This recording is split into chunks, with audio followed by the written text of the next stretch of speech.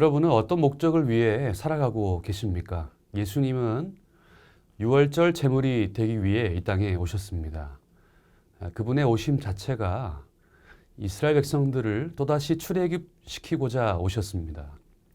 예수님은 십자가의 길을 직접 보여주셨고 누구든지 십자가의 길을 걷도록 초청하고 계십니다.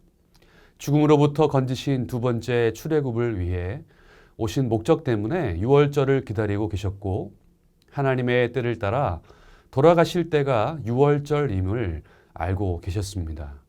유월절은 이스라엘 출애굽에서 기원한 유대 최대의 절기입니다. 유월절에 대한 언급은 유월절 어린 양의 희생과 예수님의 죽음 예고 사회를 연결합니다. 예수님은 이틀 후에 유월절에 자신이 고난이 시작됨을 아시고 이것을 다시 한번 제자들에게 예고하십니다.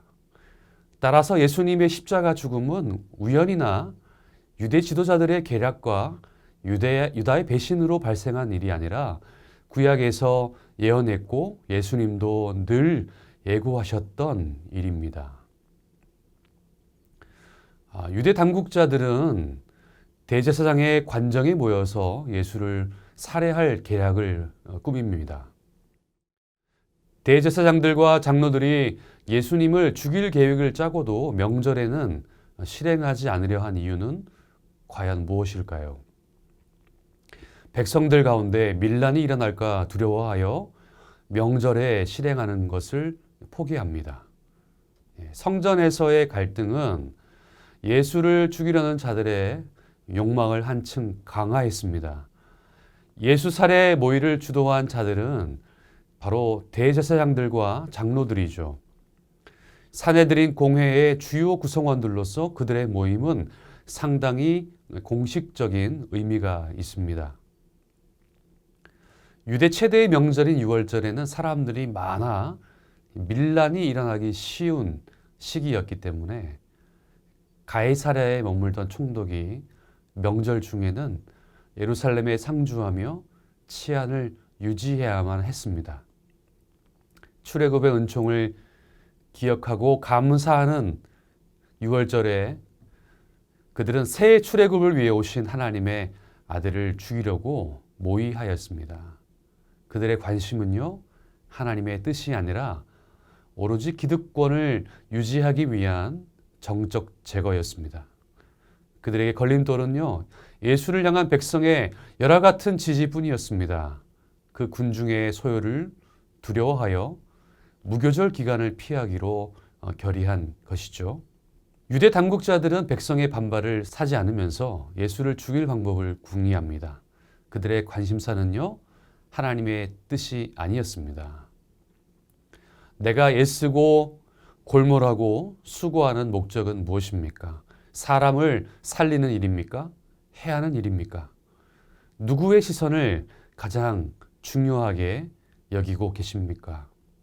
예수님께 값비싼 향유를 붓는 여인의 행동을 본 제자들은 어떻게 반응하고 있을까요?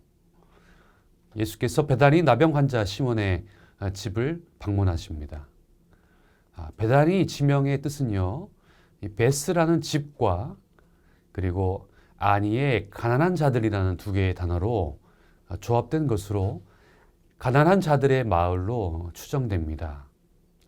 그런데 예수님이 왜 예루살렘이 아니라 나병 환자의 집을 방문했을까요? 십자가를 지기 전에 환대받는 집이 아니라 잘 방문하지 않는 곳을 방문하셨다는 것은 예수님의 마음이 어디에 있는지를 잘 알 수 있는 장면입니다.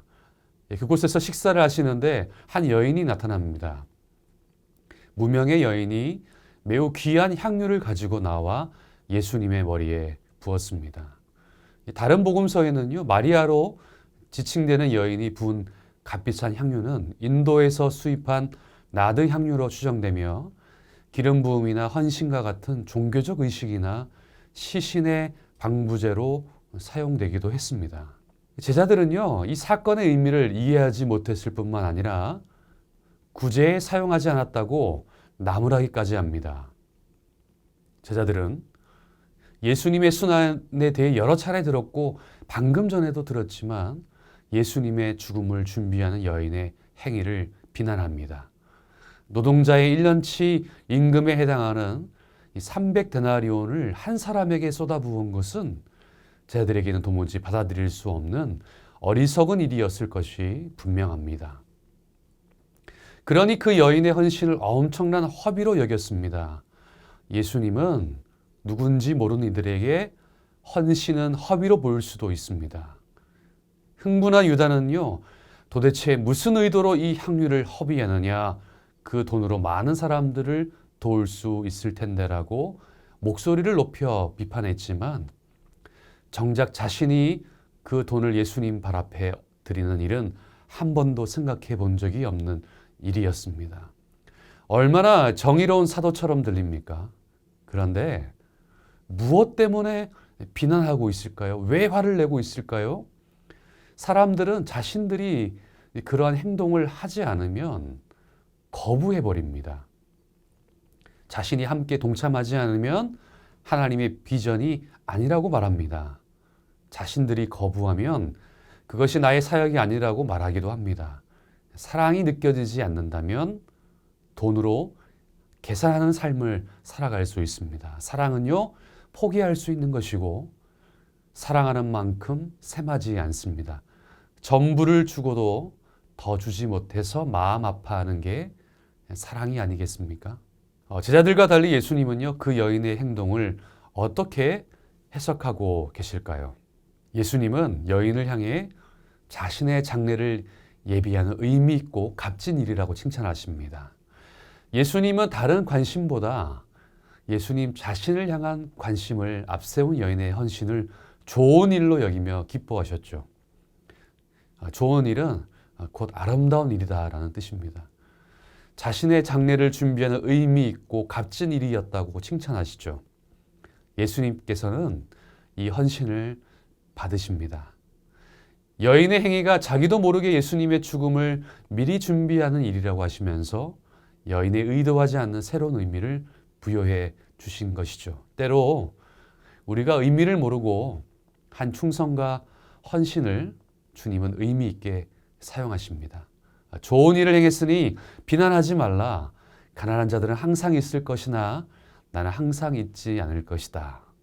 여러분, 제자들의 지적처럼 구제도 권장할 만한 그런 미덕이지만 예수님을 섬기고 경배하는 일보다 앞설 수는 없습니다. 예배를 잃어버린 사람이 남을 돕는다는 것은요, 결국 나를 위한 일이 되기 쉽습니다. 예수님은 그 여인의 이름은 몰라도 그 행위의 의미는 복음이 전해지는 곳마다 기억되는 영광까지 주십니다. 3년간 예수님을 따라다닌 가룟 유다의 헌신은요, 영원한 배신이 되어버렸고 마리아의 포기는 영원히 기억되는 헌신이 되어버렸습니다. 예수님을 향한 우리의 결정은요, 어떤 것이건 작은 선택조차도 하나님께 영원히 기억된다는 것입니다. 예수님께 드릴 향유 옥합은 무엇입니까? 그것이 영원히 기억될 헌신이라고 우리에게 말씀하십니다. 가룟 유다의 결정이 주는 의미를 한번 생각해 봅니다. 돌이킬 수 있는 기회가 있었지만 끝내 예수님이 누구신지를 모르고 팔아버리고 말았습니다.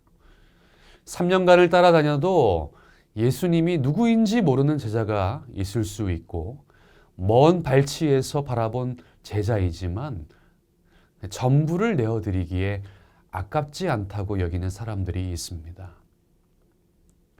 누가 예수님을 진실로 알아본 자입니까? 영적인 눈이 띄어진 자입니까? 여러분, 사랑에는요, 계산이 없습니다. 가장 값진 것을 드려도 아깝지 않은 것이 사랑입니다.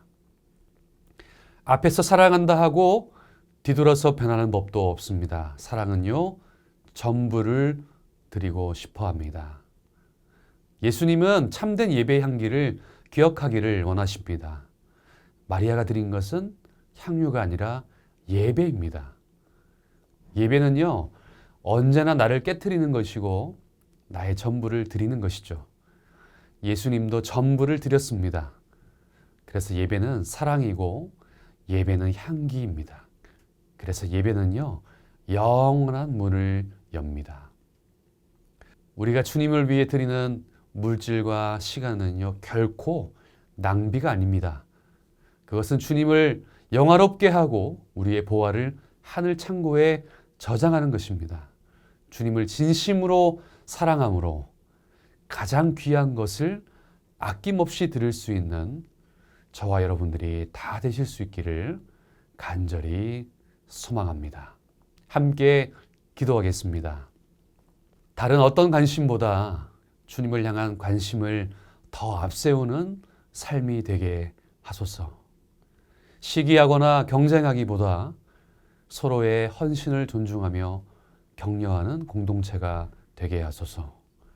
하나님과 온전한 관계를 회복하여 나 자신과 이웃과 세상과 선한 관계를 맺어가게 하소서.